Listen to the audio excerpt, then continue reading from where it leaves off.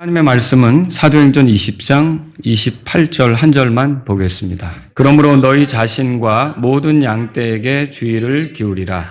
성령님께서 너희를 그들의 감독자로 삼으사 하나님의 교회 곧 그분께서 자신의 피로 사신 교회를 먹이게 하셨느니라. 아멘. 자, 여기 감독자 찾으셨죠? 우리 킹제임스 영어 성경에 보면 그게 또 복수로 돼 있어요. 그래서 우리가 감독자들 이런 제목으로 말씀을 드리도록 하겠습니다. 지금 우리가 읽은 이 본문은 바울이 밀레도에 있으면서 에베소 교회 장로들을 불러서 그들에게 하는 내용입니다.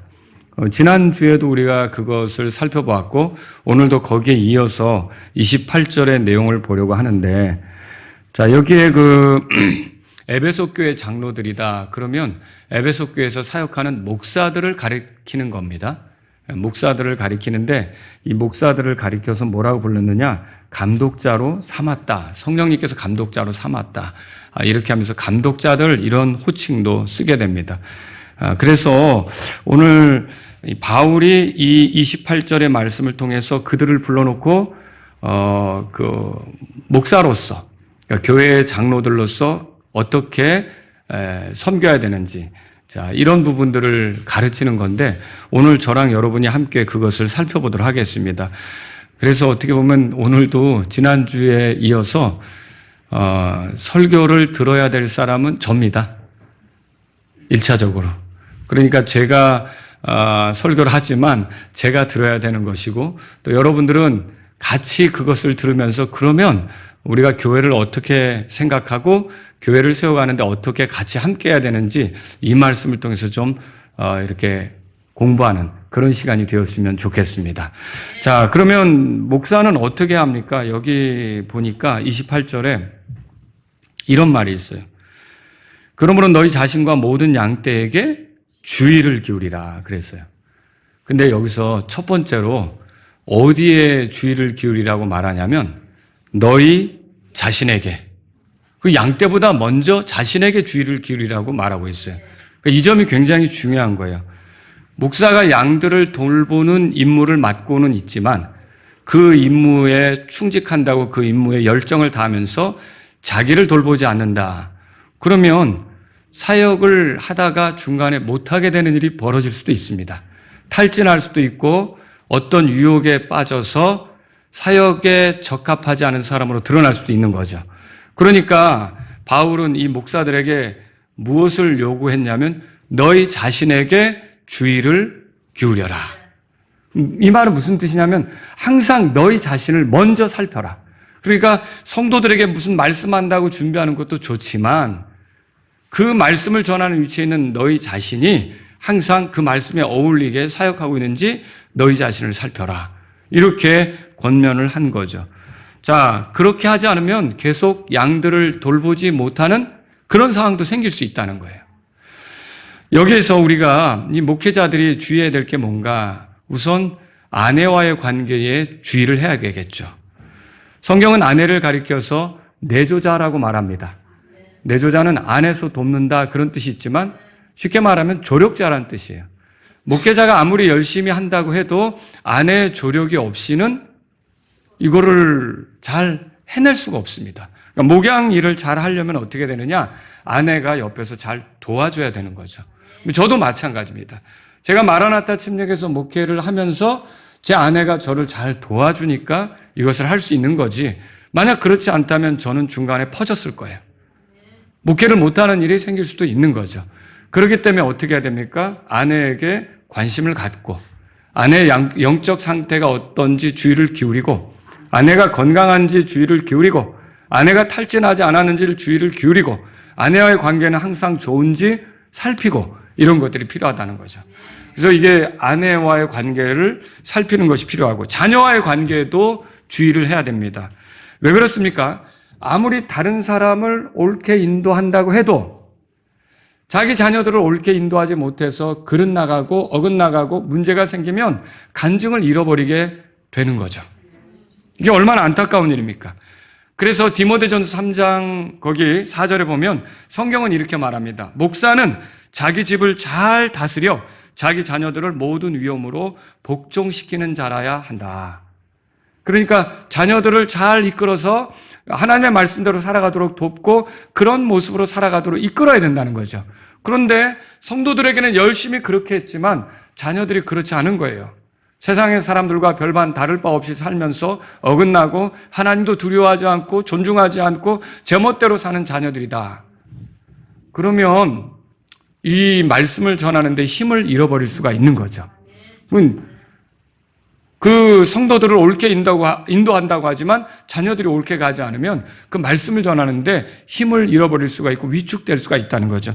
그래서 항상 자녀들과의 관계에 주의를 기울이고 자녀들이 지금 잘 따라오고 있는지, 자녀들이 영적으로 하나님을 공경하며 두려워하며 이렇게 같이 가고 있는지 자녀들을 늘 살피는 것이 목사에겐 필요하다는 거죠.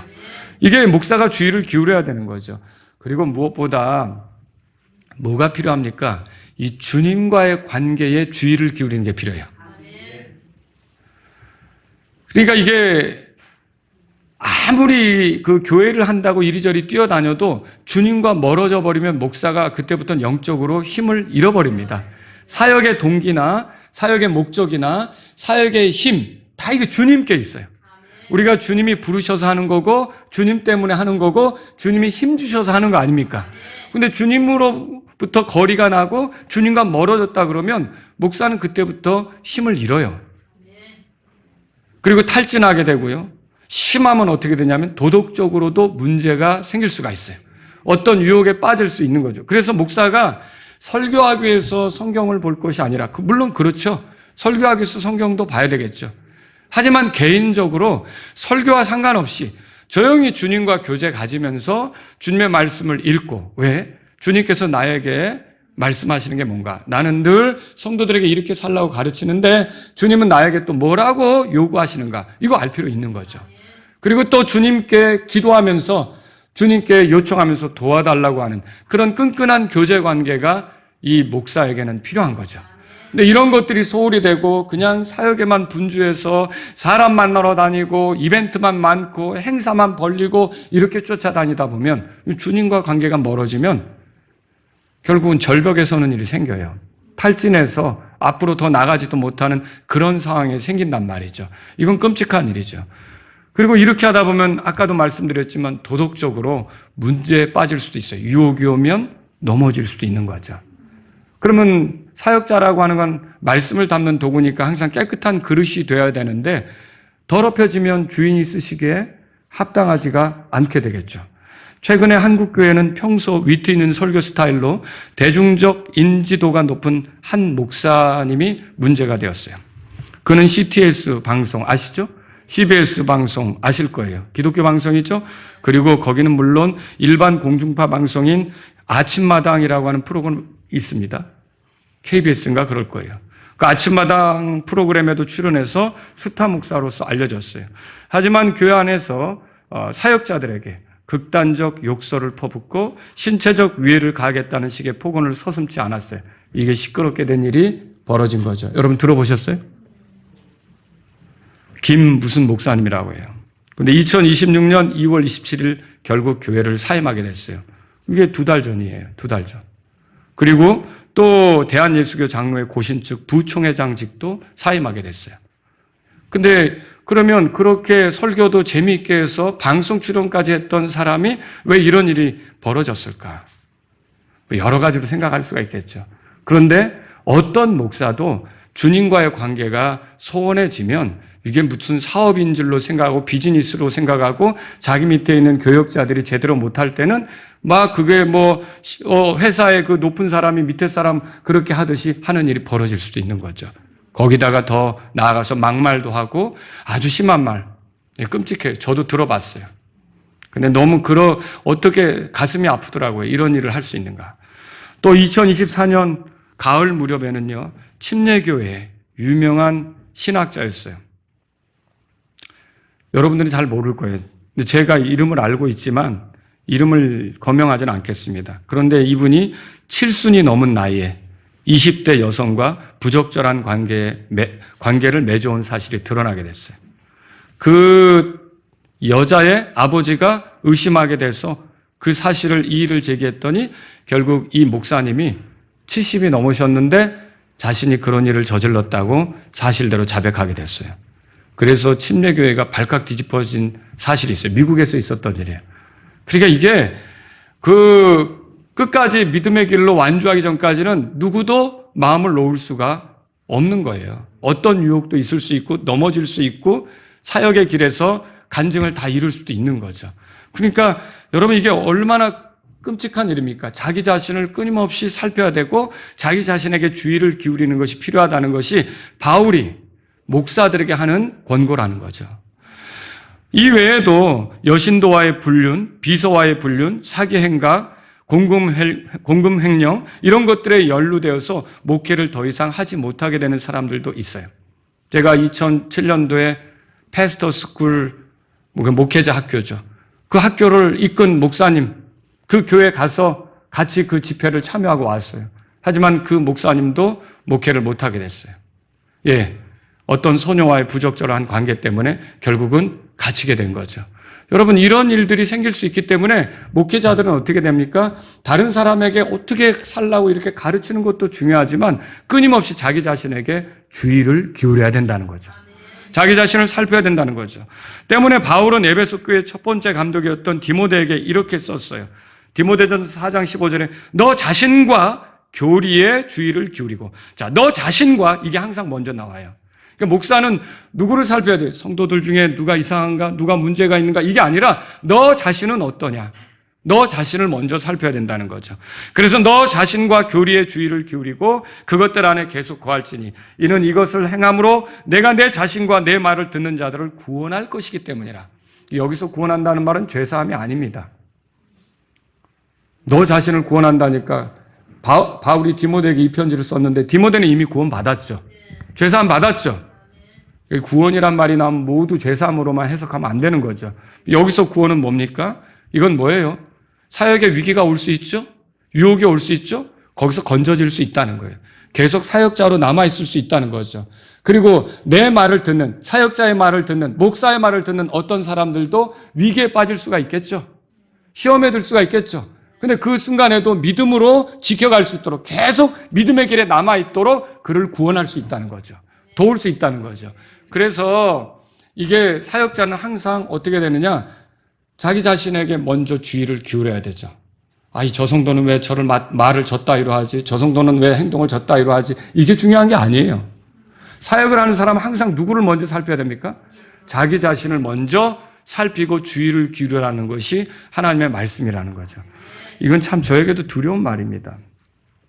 성경을 찾아보세요. 디모데후서 2장입니다.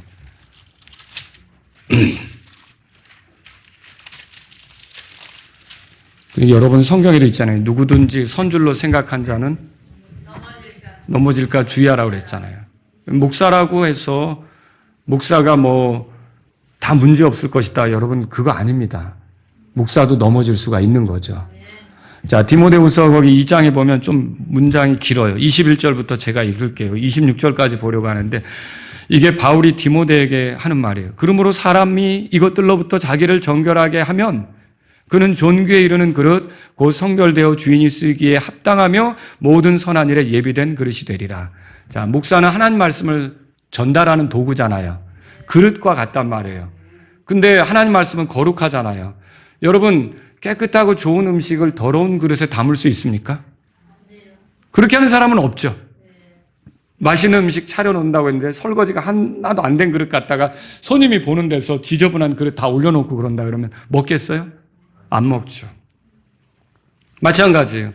목사가 설교를 하는데 그 내용이 좋더라도 목사의 삶조차 어떻게 보면 거기에 어울리게 깨끗한 그릇으로 준비되어야 된다라고 하는 거죠. 저도 그것을 위해서 기도하고요. 여러분의 기도가 필요하고요. 여러분 그 밑에 보세요. 또한 청욕의 정욕들을 피할지니 오직 순수한 마음으로 주를 부르는 자들과 함께 의와 믿음과 사랑과 화평을 따르라. 그러니까 어떻게 해야 되는지 어떤 길로 걸어야 되는지 자기 자신을 살피라는 거죠.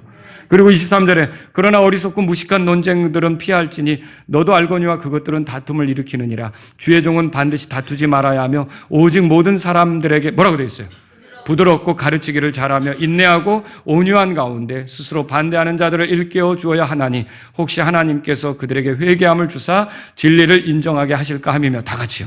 또 이것은 마귀의 뜻대로 마귀에게 사로잡힌 자들이 마귀의 올무로부터 벗어나 자기들을 되찾게 하려 함이라. 그러니까 어떤 사람이 회개하도록, 어떤 사람이 마귀로부터 벗어나도록 도우려면 어떻게 해요? 자기 자신을 살펴서 부드럽게 그렇게 나가야 되는 거죠. 아까 제가 예를 들었던 좀 안타깝지만 그 한국교회 그 목사님, 방송에도 나오고 그랬던 목사님이 좀 부드럽게 자기 아래 사역자들을 대했으면 얼마나 좋았겠어요. 근데 그런 거친 말로 이렇게 대하면서 기독교가 또 한 번 손가락질 받는 그런 일이 생긴 거죠. 그 아래서 그 욕을 들었던 사람들은 결국은 교회를 사임하고 스트레스를 받아서 그 하나님의 일에 대한 회의도 느끼고 이런 심각함에 빠진 거죠. 여러분, 그래서 목사는 어떻게 되느냐? 첫 번째로 먼저 너희 자신에게 주의를 기울여라, 그렇게 말하는 거죠. 두 번째는 둘째는 모든 양떼에게 주의를 기울여라, 그렇게 말하고 있어요. 사도행전 거기 20장 28절에 보면 그러므로 너희 자신과, 그 다음에 나오는 게 뭐예요? 모든 양떼에게 주의를 기울여라, 이 말이죠. 그럼 여기서 이제 목사가 뭐 저기 시골에서 양칩니까? 양들 데리고 다닙니까? 그거 어떻게 양을 쳐야 되나 그 연구합니까? 여기 양떼는 누구 말하는 겁니까? 교회 얘기하는 거예요, 교회. 성경은 지금 교회를 양떼로 표현하고 있어요. 왜 양떼에게 주의를 기울입니까? 이게 놀랍게도 교회의 모습, 성도들의 모습이 양들과 같기 때문에 그래요. 여러분이 좀 기분 나쁘실 수도 있어요. 양해를 구하며 여러분에게 말씀을 드립니다. 양들은 약해요. 맞죠? 양들이 육식동물을 대처할 그 자기 방어할 수 있는 능력이 있습니까? 없어요. 초식동물들도 때로는 육식동물들에게 덤비는 경우가 있어요. 여러분 그거 아시죠? 예를 들면 코끼리는 풀 뜯어 먹고 살지만 사자가 덤비러 갈 때 이렇게 하면 사자도 움찔하고 또 그냥 물러나는 경우도 있단 말이죠. 코끼리 아시죠? 코끼리 그런 거 있어요. 그 다음 나귀는요. 나귀가 하이에나랑 한번 싸움하는 거 봤거든요. 이 나귀가 하이에나 귀를 물었어요. 근데 안 나요. 그러니까 나중에 하이에나가 낑낑대다가 결국은 아주 나귀한테 끌려다니면서 애를 먹더라고요. 그리고 말 같은 거요. 얼룩말 있잖아요. 얼룩말 풀 뜯어 먹잖아요. 그런데 사자가 달라들어요. 그래서 사자가 막 쫓아올 때 뒷발로 쳤는데 사자 턱이 나가는 거예요. 사자 턱이 나갈 정도예요. 그러니까 육식동물이 덤벼도 초식동물이 어떻게 합니까? 어떻게 보면 대항할 수 있는 거죠, 순간적으로. 들소, 물소 이런 거 아시죠? 아프리카 초원에. 이 사자가 공격하러 왔지만 때로 달려들어서 사자 하나 놓고 그걸 다 같이 달려들어서 뭐 치는 걸 뭐라고 하던데. 아무튼 그렇게 하다가 보니까 뿔로 들이박는데 사자 옆구리를 찔러요. 그러니까 사자 옆구리에 뿔이 들어가는 거죠. 그러면 그 사자는 사냥하러 왔다가 이게 뭐 병원에 가서 진료를 받습니까? 꼬맵니까? 이제 팔이 끼이고 구데기 끼면 그건 이제 큰 문제 되는 거예요. 그건 치명적인 거죠. 그러니까 초식동물들도 어때요? 때로는 육식동물이 달려들 때 아주 하나님께서 어떻게 보면 방어할 수 있게 했단 말이에요.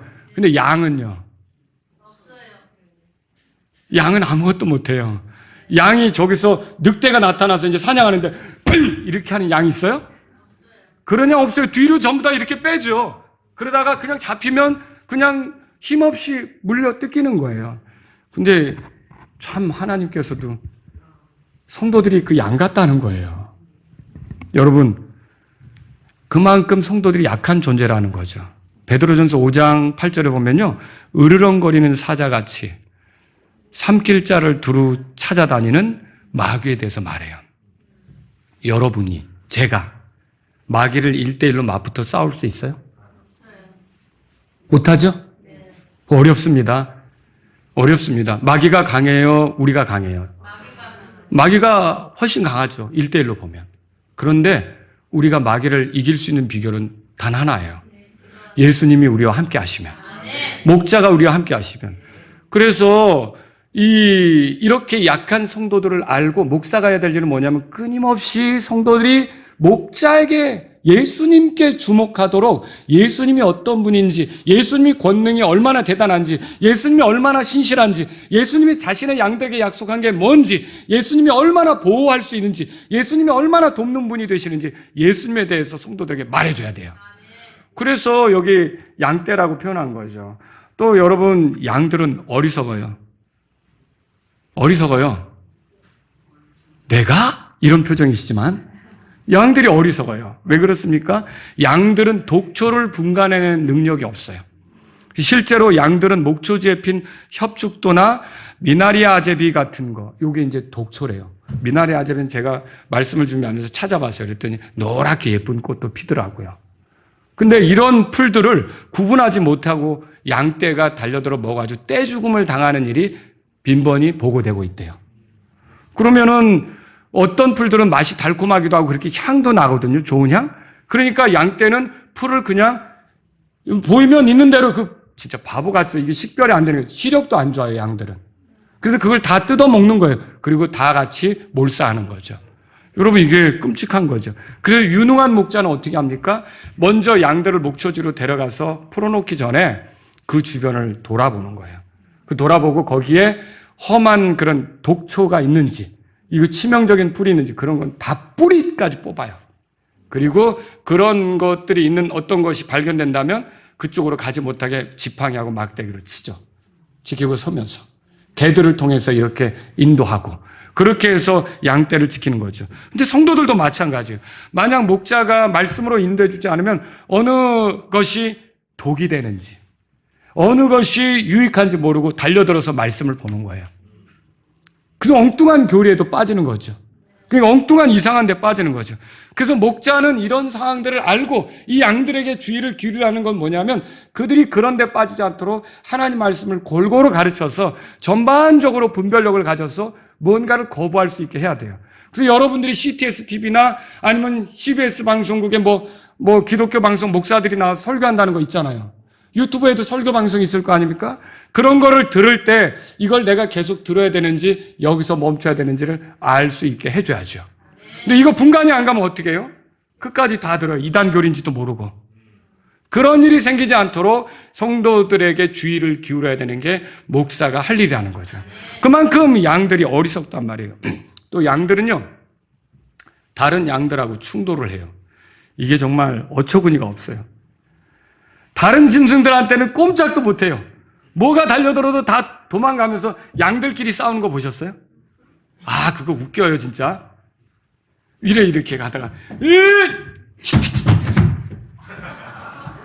그런데 싸움 무기가 뭐냐면 머리예요, 머리. 머리가 그렇게 단단한가? 그리고 머리끼리 부딪히는데 그걸로 충격을 주겠다는 거죠. 그래서 여러분 성경에 시편 23편에 다윗이 썼죠. 내 머리에 기름을 바르셨다. 기름을 부으셨다. 여러분, 이 목자가 기름을 쓰는 거는 어떤 거냐면 코에 파리가 끼면 거기다 알 깔 수 있거든요. 해충이 들지 말라고 기름을 발라주는 거예요. 그리고 머리에도 발라주죠. 왜요? 지기들끼리 부딪히다가 이렇게 나가라고. 부딪혀봐다 소용없게 하려고. 충격까지 않게 하려고. 예. 그러니까 이 목자가 양에게 이렇게 주의를 기울여야 돼요. 성도들끼리 충돌할 수 있다고요. 빌립보 교회도 그거 있잖아요. 유오디아하고 순두개. 서로 충돌했잖아요. 얼마든지 성도들이 갈등이 일어날 수 있는 거예요. 이 성도들이 생각이 다르고 말하는 스타일도 다르고 행동하는 것도 다르고 태도도 다른데 그럼 내가 이렇게 좋게 생각하지 않는 방식으로 하면 얼마든지 이게 일어날 수 있죠. 이것도 또 다뤄야 되는 거예요.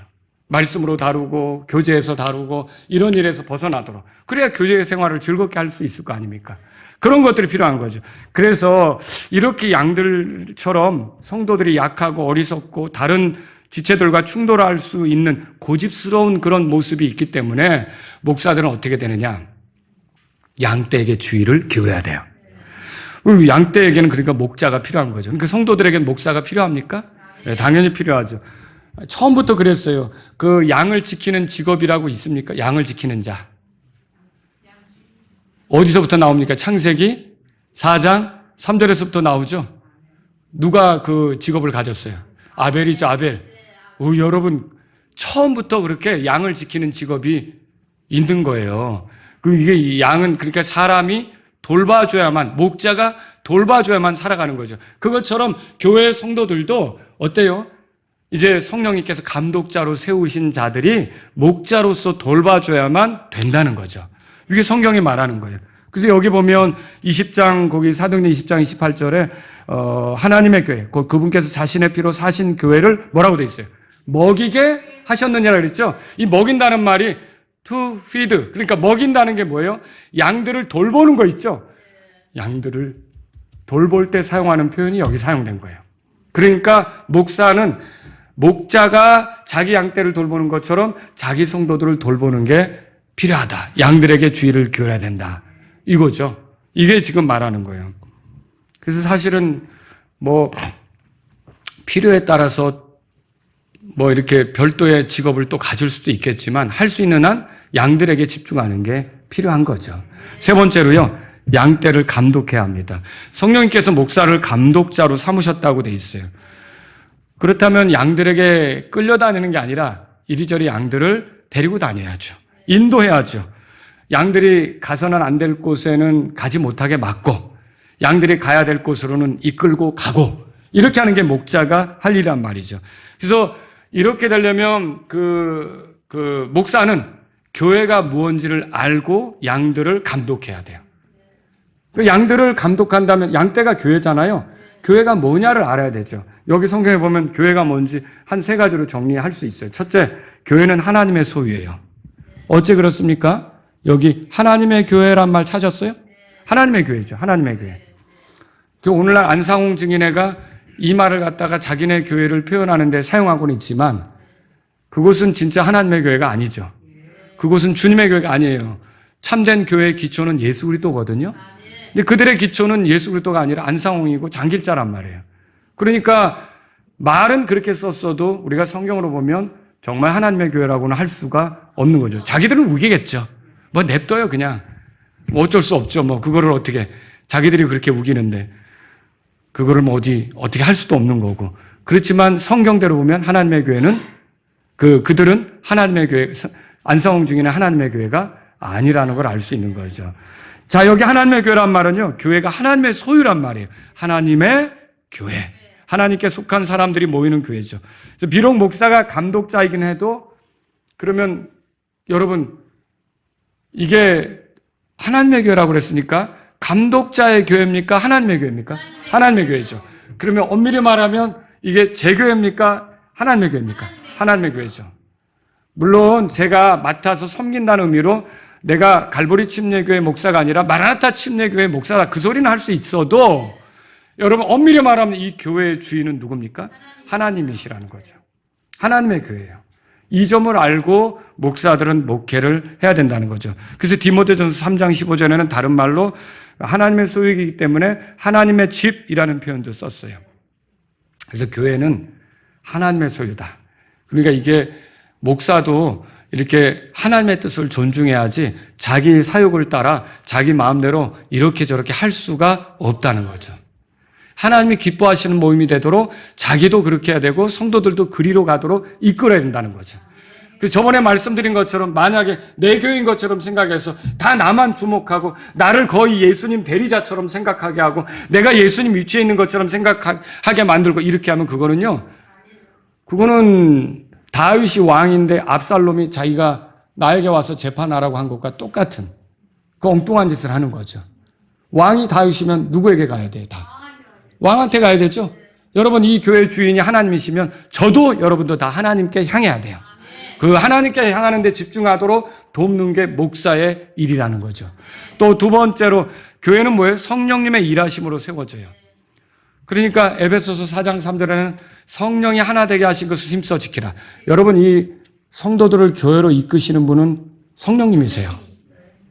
성령님이 몸 안으로 들어오도록 이렇게 이끌어 주시는 거예요. 여러분 그렇게 믿으십니까? 저는 그렇게 믿어요. 성령님이 이끄시는 거예요. 그리고 이 교회에 들어온 사람들 안에는요, 각각 다르지만 다양한 은사들이 있어요. 어떤 사람은 권면을 잘해요. 어떤 사람은 섬기기를 잘해요. 어떤 사람은 성경에 대한 이해가 있어요. 그래서 지식이 있어요. 어떤 사람은 또 가르치기를 잘해요. 그렇죠?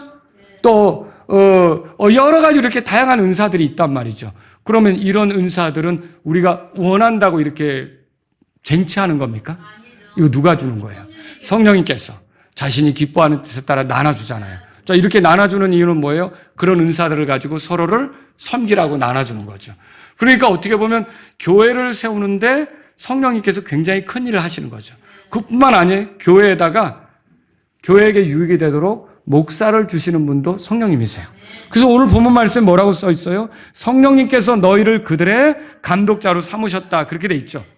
그래서 성령님은 교회를 이끌기 위해 목사를 주시는데 CEO를 주시는 게 아닙니다. 교회를 회사처럼 생각하면 안 됩니다. 교회 목사를 CEO처럼 생각해서도 안 됩니다. 일론 머스크라는 사람이 테슬라의 CEO이긴 해요. 돈 잘 벌고요. 세계 최고 가는 부자가 됐어요. 그렇지만 그 사람이 자기 일을 구할 때 성령님을 의지합니까? 하나님의 도움을 구하고 뭐 정말 겸손하게 하나님의 영광을 위해서 뭔가를 하려고 합니까? 아니죠. 여러분, 목사는 CEO하고 다릅니다. 하나님의 영을 따라서 이렇게 감독하는 자로 세워진 자라고 하는 것이죠. 비록 어떤 사람의 모습이 더뎌도 목사가 생각하는 건 뭐냐면 회사의 CEO는 갈아쳐 이렇게 하죠. 잘라 이렇게 하죠.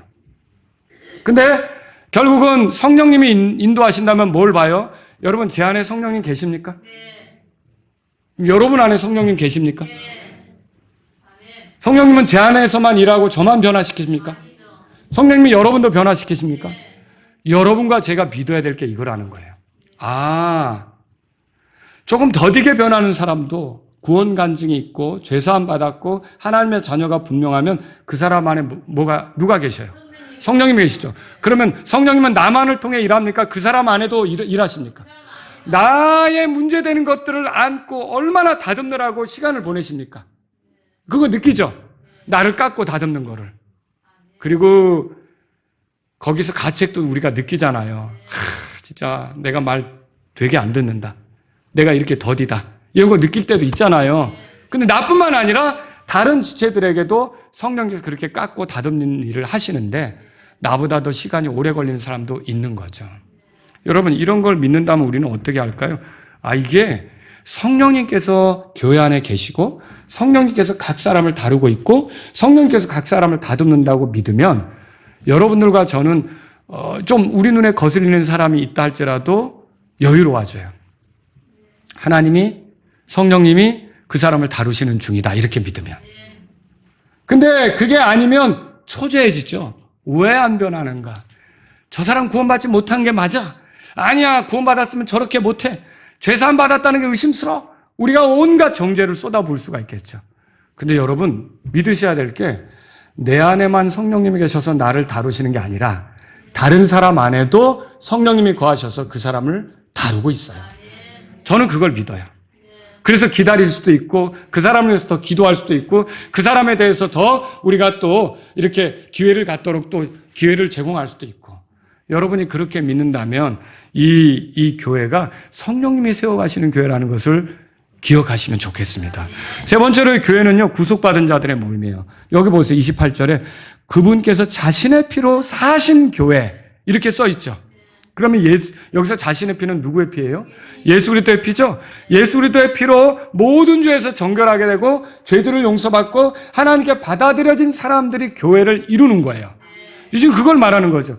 근데 여러분, 이럴 때 하나님이 자신의 피로 사셨다면 여전히 교회의 주인은 하나님이시라는 것을 보여주고 있고요. 그리고 그들은 하나님과 특별한 관계 속에 있다는 거예요. 예수님의 피가 자신과 관계가 있다는 걸 인정한 사람들이 교회를 이루게 된다는 거예요. 그러니까 교회를 아무리 오래 다녀도 예수님의 피하고 자기하고 무슨 특별한 관계가 있는 걸 모르고 어떻게 구원받느냐? 어떻게 하늘나라에 갈 수 있느냐라고 물으면 엉뚱한 소리 하는 사람들이 있죠.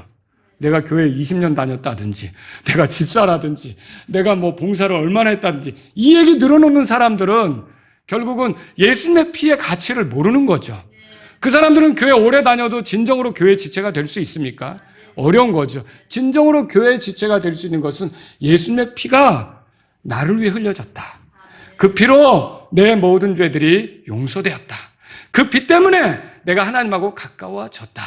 그 피로 인해 내가 하나님의 지성소에 들어갈 담대함을 얻었다. 그 피로 인해 내가 깨끗하게 돼서 하늘나라에 들어가는데 전혀 문제가 없다. 이렇게 믿는 사람만 진정으로 교회 지체를 이룰 수가 있다는 거죠.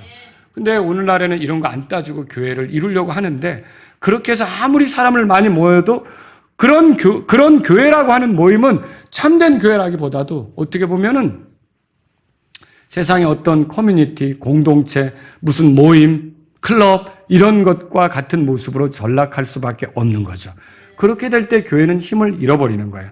오늘날 이런 그 주님의 교회를 없애려고 시도하는 사람들이 얼마나 많은지 몰라요. 해산시키려고 하고 와해시키려고 하고 흩으려고 하는 그런 시도들은 교회 밖에도 있고 교회 안에도 있어요. 교회 밖에는 정치 세력이나 종교 집단이나 타 종교죠. 교회를 압박하는 거죠. 여러분, 몇 년 전에 우리가 인도에서 힌두인들이 교회를 굉장히 많이 불태운 사건을 들었잖아요. 이런 일들이 있다는 거죠. 기독교인들을 위축시키려고 하는, 법안을 만들어서 기독교인들을 말 못하게 하려고 하고 그런 것도 있다는 거죠. 그리고 교회 안에서는 어때요? 예, 교회 안에서는 육신적으로 가는 사람들, 그리고 늑대 같은 거짓된 교리를 가르치러 교묘히 들어온 사람들, 이런 사람들이 교회를 와해시키려고 하죠. 그런 노력들이 있어도 어느 시절이나 어느 시대나, 물론 어떤 지역에서 교회가 약화되기도 하고 어떤 지역에서는 강화되기도 하지만 교회가 없었던 시절 없는 거예요. 왜 그래요? 예수님 말씀하셨죠. 내가 내 교회를 세우리니 지옥의 문들이 그것을 이기지 못하리라. 아멘. 그렇죠. 그래서 이 교회는 이제 하나님의 그 구속을 통해서 하나님의 소유가 된 사람들이 모인 게 교회다라고 하는 거죠. 이런 모임을 할 때 목사들은 어때요? 어떻게 해서든지 이 교회를 성장시킨다는 거, 교회가 강하게 된다는 게 뭐예요? 구원받는 사람이 더해지는 거죠. 그래서 사람들이 교회에 찾아오면 복음을 전하려고 하고 구원의 복음을 들려줘서 예수님을 믿게 하려고 하고 이런 일이 있어야 되죠. 이런 것 없이 교회에 와서 잘 적응만 하면 집 사주고 뭐 이렇게 봉사 맡기고 이러는 건 옳지 않다는 거죠. 여러분, 정말 교회는 예수 그리스도의 피로 죄들을 용서받은 사람이 교회를 이룰 수 있기 때문에 이 피의 복음, 구원의 복음을 전하는 걸 목사는 귀하게 생각하고 교회도 역시 귀하게 생각해야 한다는 거죠. 여러분, 교회는 뭡니까? 양들처럼 약한 사람들의 모임이라고 그랬죠? 하나님의 소유로서 구속받은 자들의 모임이에요. 이 말씀에 따라 오늘 몇 가지 여러분에게 말씀드리면, 첫 번째로 교회 목사가 필요 없다고 주장하는 그 주장들 있죠? 그거 따라가야 돼요? 그거 거부하셔야 돼요. 교회가 양떼라면 양들에겐 목자가 필요합니다. 오늘날 어떤 사람들은 목사가 필요 없고 예수님이면 충분하대요. 그거 그럴듯하거든요. 근데 예수님은 하늘에 계시고 땅에 있는 우리를 위해 땅에 목자들을 두신단 말이죠. 예수님의 이름이 뭐냐면 히브리서 13장 20절에 양들의 큰 목자이신 우리 주 예수님이에요. 양들의 큰 목자. 그럼 작은 목자들도 있단 말이죠. 그 작은 목자들이 교회를 치리하고 다스리는 목사들이죠. 그리고 여러분 또 베드로전서 5장 4절에 보면 목자장이란 말도 있어요. 그럼 목자장이면 우두머리 목자인데 그럼 따라다니는 목자들도 있겠죠? 그 목자들은 누구예요? 예, 교회를 치리하는 목사들을 얘기하는 거죠. 그러면 여러분 보세요. 베드로는 나도 장로요. 나 역시 장로요. 그렇게 말했죠. 근데 베드로에게 예수님이 맡긴 게 뭐예요? 내 양들을 먹이라. 그러면 베드로도 양떼를 돌보는 목사의 이 직무를 위임받은 거죠. 여러분, 이렇게 보면은요, 예수님에게 양들을 넘겨 맡아 지금도 이렇게 말씀의 꼴을 주고 이끄는 목사들은 있어야 된다는 거죠. 이게 성경의 가르침이에요. 그래서 오늘날 목사를 부정하는 사람들, 그런 분이 있어요. 제가 아는 그 순복음교회에서 나온 어떤 분인데 좀 안타까워요. 그분에게 제가 침례도 주기도 했어요. 그런데 나중에 어느 날 목사가 없다고 생각해서 교회 간판도 떼고 다 버리고 가시더라고요. 너무 안타까운 일이었죠.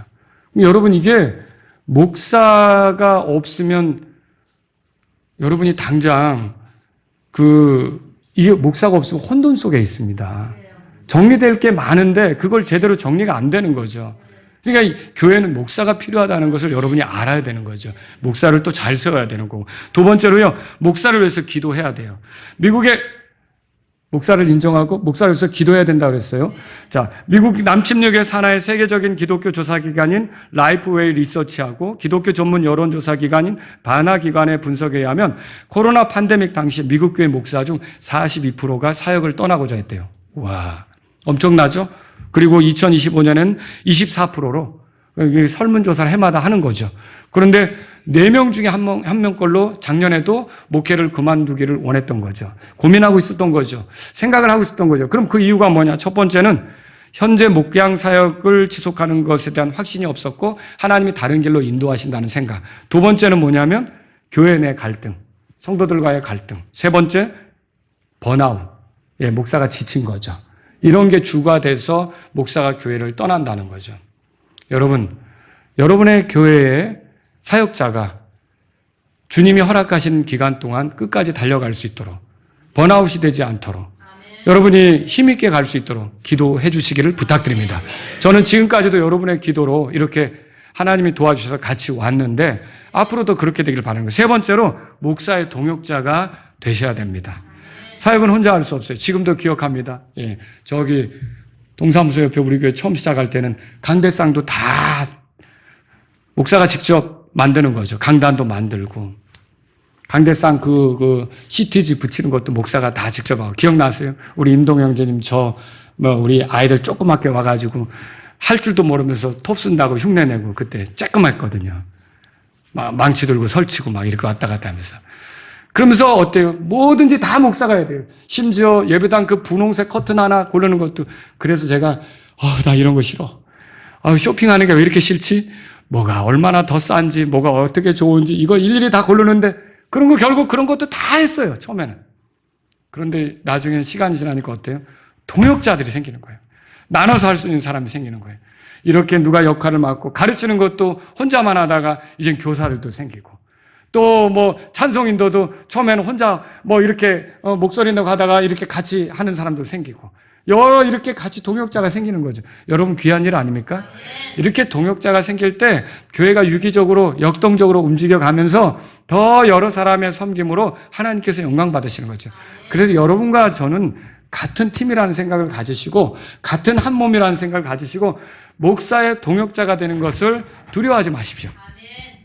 그 여러분에게 어떤 일을 부탁할 때 도와달라고 요청할 때 기꺼이 같이 하면서 힘있게 교회 일들을 함께 해나가면서 건강한 교회를 세우실 수 있기를 바랍니다. 여러분 성도들이 많아질수록 저 혼자 못합니다. 제가 뭘 다 하겠어요. 아주 무리하면 또 몸에 병 나고 오래 못 가겠죠. 그렇죠? 그러니까 다 나눠서 이렇게 해야 된다는 생각을 하시고 여러분이 기꺼이 목사의 동역자가 되는 것을 기회로 생각하시고 함께 하실 수 있기를 바랍니다. 우리 다 같이 일어나시겠습니다. 오늘 이 말씀을 들으신 여러분 가운데 하나님 아버지, 제가 교회를 섬기는 데 있어서 목사를 위해서 기도하기를 원합니다. 아버지, 이 목사가 번아웃 되지 않고 그리고 목사가 주님의 부르심의 소명에 맞게 끝까지 완주해서 이 교회가 건강하게 되도록 도와주옵소서.